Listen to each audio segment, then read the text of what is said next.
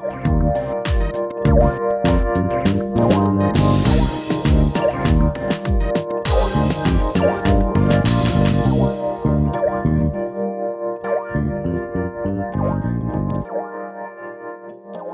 and welcome to another episode of Our Own Devices.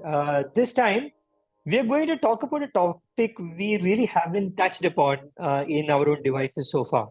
And that is the entire world of e-commerce, because we are so dependent on e-commerce. We have become more dependent on e-commerce since the lockdown. But we really don't know the bells and whistles of what happens behind your Amazon order or your Flipkart order.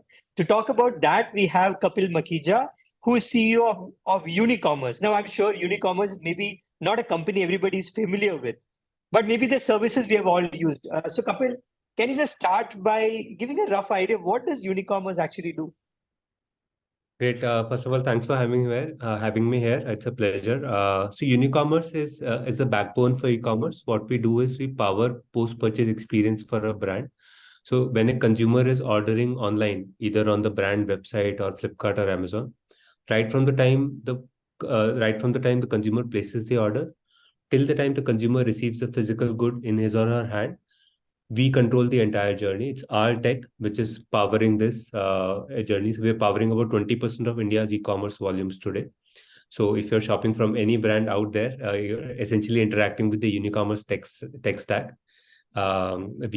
We've got multiple solutions. So we've got an order management solution, which allows a brand to basically, if a brand is selling on Amazon, Flipkart, Nykaa, Myntra, their own website, it helps aggregates orders at one place and also ensures that they're able to put the same inventory on all platforms. Then we have a warehouse management solution, which covers all the workflows within the warehouse, and an omnichannel solution, which helps combine their online store with their offline stores as well. Essentially, what we're helping a brand from an end customer standpoint, what we're helping is ensuring that the brand is able to deliver the right product in the shortest possible time to the end customer. And we take care of all the hassles, the backstage hassles for a brand to have a great interaction with their end customers. That's essentially what we do.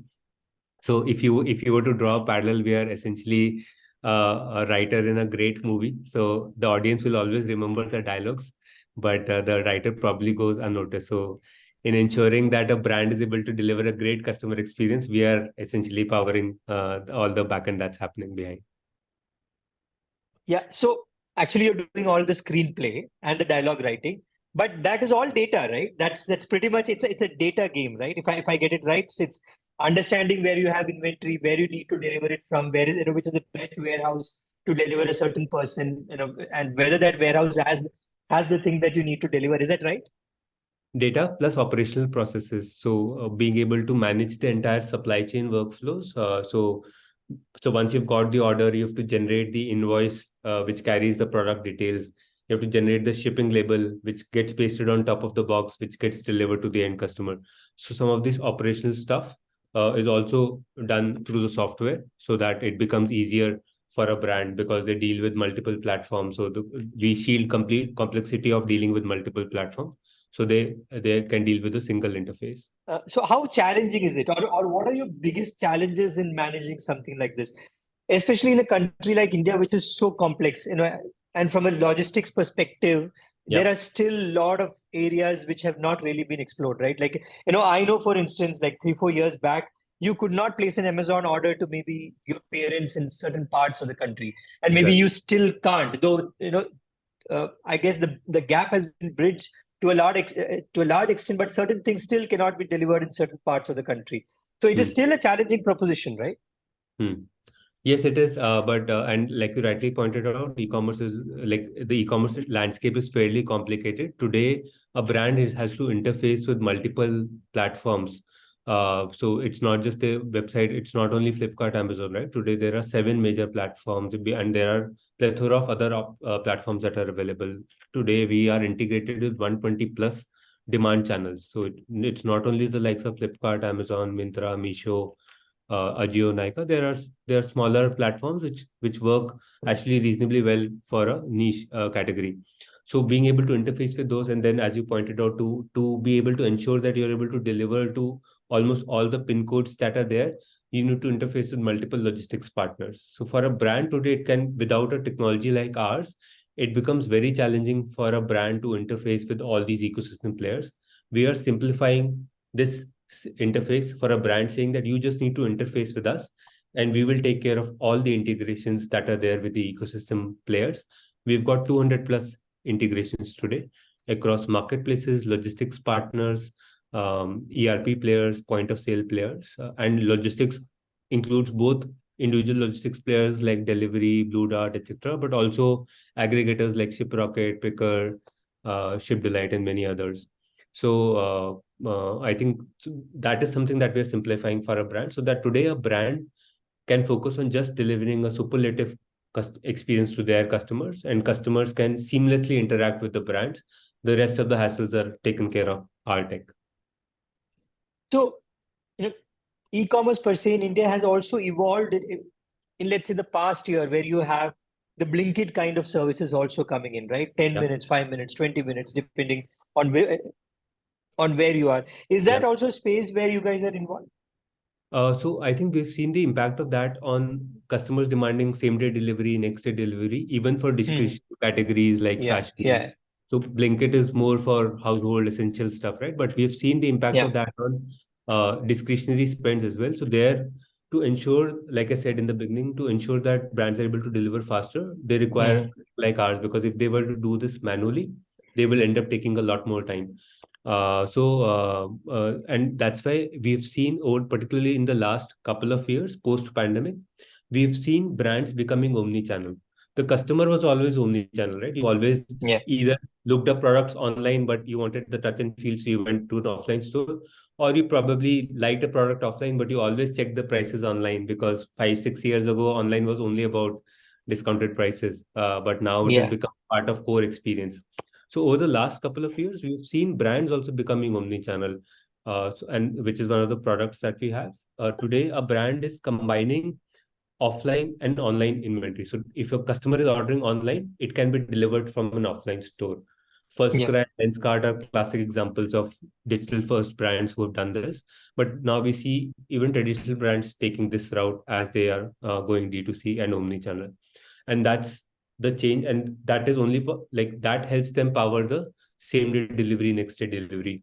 There's this concept of dark stores that have come up. There are smaller warehouses that are coming up where there are no walk-in customers, but they are essentially ensuring that the delivery times can further reduce. Because I think we had also seen that when a product is delivered beyond a day, the chances of RTO increases 3 times, and that's a big drain for brands P&L as well. RTO is when a customer, the product, like the brand is trying to deliver to a customer, but the customer is not there to take the order. So that's return to origin. It's an undelivered order. While a customer initiated returns are 2 types. The second return is when the customer has received the product, they've tried it, probably did not like it, and they return. So the delivery times have a direct impact on the RTOs. So that's why I think there is this race to ensure that they're able to deliver faster. And that's why in the last couple of years, we've seen the world move towards omni-channel, where use cases like ship from store, endless aisle. So today, when a customer walks into a store, let's say you go into a shoe shop and you like a shoe, but it's not there in your size. In a world of 5 years ago, the shopkeeper would have said, sorry, it's not available. The customer would have gone to some other shop. It would have been a loss to the brand and obviously a suboptimal customer experience. But in today's day and age, the store manager says, don't worry, the product will be there at your doorstep tomorrow at the same size that you want. And that's an aha moment for a customer today. So I think some of these journeys we have been able to unlock through technology and ensure that the customer, a brand, is able to offer a unified experience to the customer, and ensuring to drive stickiness for the customer. Because today, for a brand, it is important to have a very sticky customer. It helps improve, like acquiring a new customer is always harder, much more costly, right? But having it's cheaper to retain them. It's cheaper to retain them, and hence it ensures not only stable and predictable revenues for a brand, but also better P&L for them.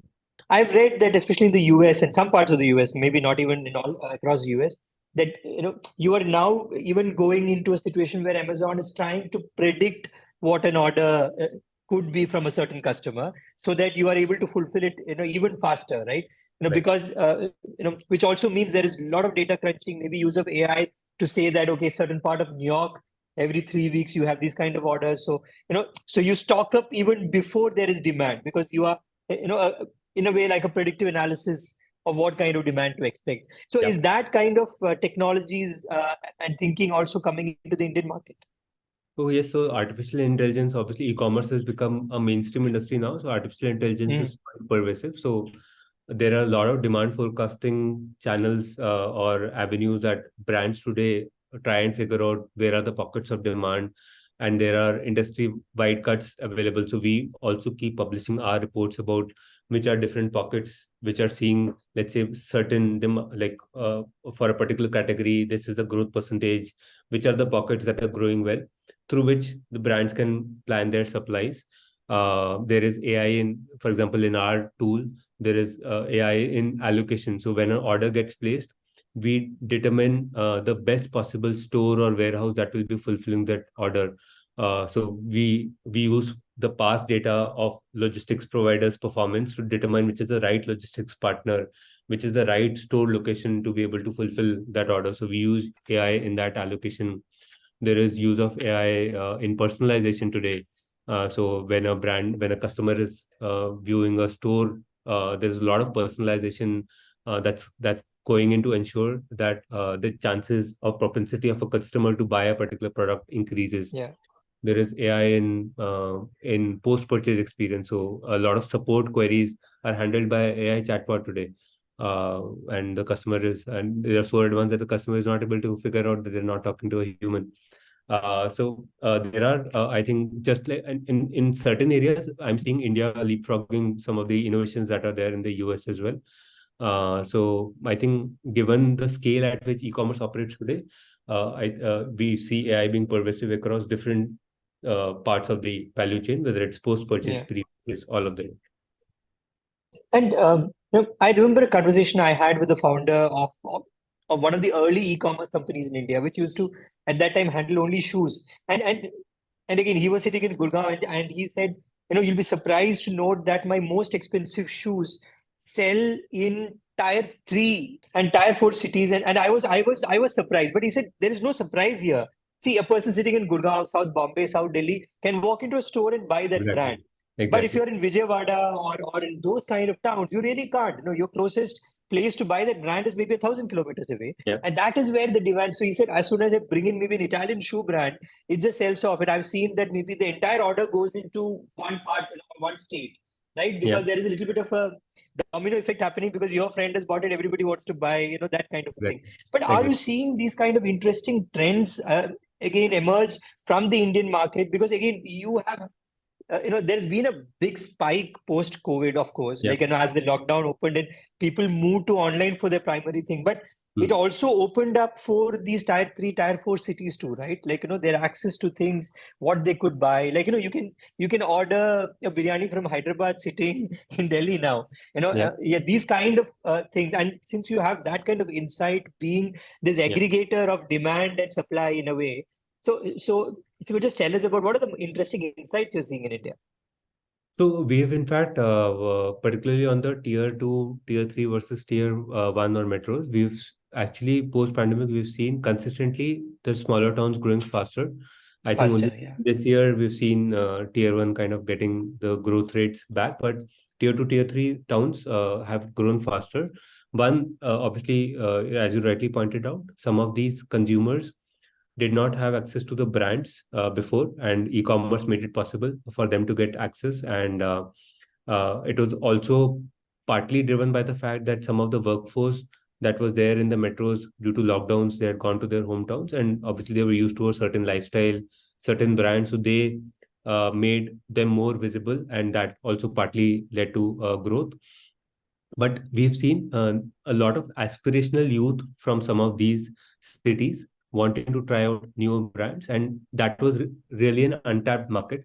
And that's why we've seen a lot of focus of not only brands but also platforms going after some of these demographics, and that has consistently yielded results in terms of growth. We've seen significantly higher growth to the tune, like at the start of the pandemic, tier 2, tier 3 grew almost in certain quarters double that of tier 1 on a smaller base, but yeah, at least the growth rates were almost double, and they consistently uh, like chipped away market share of tier 1, relative market share of tier 1 versus the overall pie over the last 2 years, and they have become now credible contributor to the overall e-commerce demand in the country. And now I think the growth rates are stabilizing in some of these areas, but the consistent growth rate that some of these cities or tier 2, tier 3 towns demonstrated ensured that there was investment happening in terms of supply ecosystem, tech providers. So we also get a lot of inquiries now from tier 2, tier 3. A lot of sellers have come up in Indore, Surat, Ahmedabad, all of these, because of the demand that was there. So not only we saw customer demand, we also saw new sellers, new D2C brands coming up from these tier 2, tier 3 towns. And hence a lot of inquiries for ourselves started to increase. Another interesting trend we are seeing is newer categories coming in. E-commerce was largely about fashion and electronics. We've seen newer categories like beauty and personal care became a big thing post-pandemic, the D2C wave in this. We've also seen smaller categories like sports and fitness, home decor, health and pharma. Some of these categories also emerged very strongly during the pandemic and still continue to grow. Electronics, like accessories and electronics accessories like headphones and many others, I think have picked up and still continue to grow very strong. And we actually publish quarterly reports about some of these trends, which is across tier 1, tier 2, tier 3 different categories. And those are also available on our website. So the other thing is that you might do a million fulfillments every day, and you might make it faster, better, all of that. Nobody's going to tweet about it. They're going to tweet about that one brick or like soap they got because instead of the iPhone. How do you think those kind of errors or I don't know whether it's intentional, malified, how does it happen, and how does technology help prevent these kind of things? So that is exactly the use case that we solve for it. We are ensuring that you can deliver faster and that too error-free, because the tech ensures that there are enough quality checks that are there. So there are barcodes pasted on the product to ensure, and like through a handle or mobile app, they can actually scan. Yeah. They know that they're shipping the right product. So leaving the intent aside, at least the technology ensures that there are no unintentional mistakes that are happening from the seller, and the right product is going to the product, to the end customer. Because today Yeah. the customer is very demanding, because unless a brand is able to deliver, and the expectations of consumers from the brands or the platforms is increasing every day, every month. So the brands also have to continue to invest. So technology is helping ensure that the right processes and right technology can ensure that the right product is going to the end customer. And well, there can be some willful defaults, but I think what has been heartening to see is that over time, some of these practices have been curtailed, and there are now enough forums for brand or customers to quickly get this curtailed and ensure. And Yeah. the number of incidents of such have actually come down significantly, and it is partly due to evolving ecosystem, and also due to technology and stable processes being in place. And the other process of returning to origin, right? So how do you handle that? Like, is it as complex? Is it easier? Has it evolved? Like, because we don't, um, I guess a lot of people might not even use it, right? But there are a lot of people who very actively use it. They want to maybe try out something before they keep it. I know friends like that. But I'm maybe somebody who's never used it. So, but it also comes with its own challenges, right? Yeah. So returns is, I think, is an intrinsic part of e-commerce, because in the early days it was more about habit forming. So you had to make sure that the customers could trust the brand, and I think seamless returns has become a very important ingredient for a brand to win the trust of a customer. And it is very, very important for brand to invest in the right technology. And Unicommerce tech obviously can take care of returns management, both the RTO, which is an undelivered order, and a CIR where customers have tried the product but probably did not work Yeah. out, and are returning. I think what the tech helps in ensuring is a seamless journey for a customer to raise this return request seamlessly, and brand to give full visibility on to the customer. So one is to reduce the time from the time the customer raises the request till the time the refund is initiated to the customer. So today brands are investing in technology to shorten this lead cycle, to ensure that they give full visibility to the customer that the product that they return has actually reached the warehouse. Immediately the customer is notified and the refund is initiated. There is a handshake that needs to happen between the brand and the logistics partner. So here again, a tech like ours, which is interfacing with multiple ecosystem players to ensure that everyone is speaking the same language, so that to the customer, a unified message is going out. This is where a tech like ours plays a role, where when the logistics partner picks up the product, immediately the brand is notified that the product is picked and you should be expecting this return. Because otherwise, a pilferage might happen that the customer has initiated the return, the seller has not got the product, and ultimately it's a brand that's suffering. So some of these pilferages through our tech, they are able to reduce. Some of the use cases that you said about counterfeit returns as well, where the customer, so while the customer may order a phone and they get a brick, the reverse also happens. The customer orders the phone, keeps it, and sends back the brick. So Interesting. control for that also, I think technology has been put in place to ensure that the right, there's a concept of a tag that's now coming in. You may have observed as a consumer, wherein when you're ordering, the tag has to be intact to ensure that you're sending the right product Yeah. back. Otherwise, you will not be eligible for a refund. So I think the technology is there at every place, and returns is an intrinsic part of e-commerce, as I said. And that's why it is important to put in the right technology to ensure that they are able to offer a seamless experience to the customer. So, Kapil, in this podcast, we talk about about learning about a new thing, adding new knowledge, and I'm sure this episode our listeners would find has completely opened up a new horizon for them. And again, this is something that becomes like it's like furniture, right? You use it, you sit on it every day, but you really don't bother about how your sofa works, what kind of springs are behind it. And Right. e-commerce has become so ubiquitous to us. Like you buy it for your morning bread to everything, like most of us, like I don't go I hardly ever walk into a shop now because it's Hmm. pointless in a way, right? so Yeah. so but to understand how this works, the wheels behind it, and how technology helps, so it's been fascinating. I have learned so much today. So Kapil, thanks for being on the show. It was my pleasure as well. It was lovely interacting with you. Thank you. So you were listening to Kapil Makhija, who's CEO of Unicommerce, the company that sort of aggregates everything that happens behind your big e-commerce companies. Kapil, thanks for being on the show. You were listening to Our Own Devices. We'll be back again next week with another guest, lot more insight and knowledge. Till then, we are available everywhere you listen to your podcast.